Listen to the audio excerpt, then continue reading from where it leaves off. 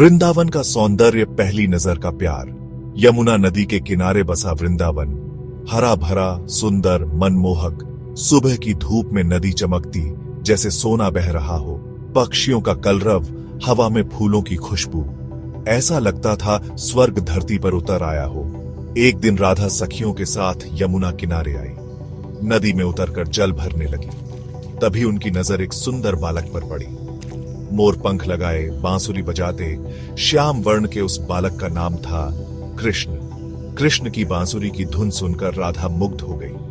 उनकी नजरें मिली और दोनों के दिल एक दूसरे में समा गए। ये पहली नजर का प्यार था। राधा थी सरल, भोली भाली, दयालु। कृष्ण थे नटखट, चंचल, सबके प्यारे। दोनों एक दूसरे के पूरक थे। कृष्ण अक्सर राधा को चिढ़ाते, उनकी छोटी खींचते, माखन चुराकर खाते। राधा रूठ जाती, पर कृष्ण की एक मुस्कान पर पिघल जाती। एक बार कृष्ण ने राधा से कहा, राधे, तुम्हारे बिना मेरी बांसुरी भी नहीं बजती। राधा शर्मा गई। प्रेम की राह आसान नहीं होती। राधा कृष्ण के प्रेम को भी कई चुनौतियों का सामना करना पड़ा। एक बार वृंदावन में भयंकर बाढ़ आई, पूरा गांव डूब गया। कृष्ण ने साहस दिखाते हुए सभी ग्रामीणों को सुरक्षित स्थान पर पहुंचाया। राधा चिंतित थीं, पर कृष्ण की वीरता देखकर गर्व भी हुआ।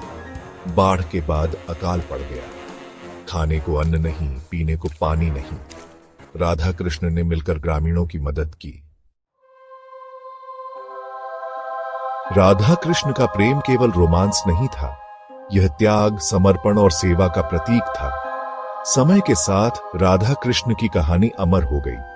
वृंदावन के लोग उन्हें अपना आदर्श मानने लगे। सच्चा प्रेम कभी खत्म नहीं होता। राधा कृष्ण की कहानी आज भी लोगों को प्रेरित करती है।